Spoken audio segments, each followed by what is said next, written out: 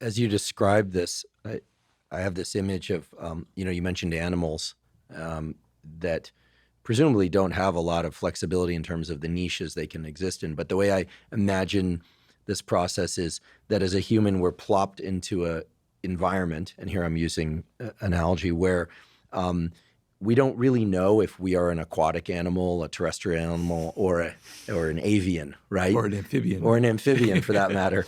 And to make the wrong choice, right? To be an amphibian who's trying to fly, although I'm sure they're out there in the animal kingdom, it's not just a waste of time. It's probably deadly. Yeah. And not to over dramatize the failure of finding one's purpose, but I see it that way. Whereas perhaps we could just say that the process of finding one's purpose is to realize, like,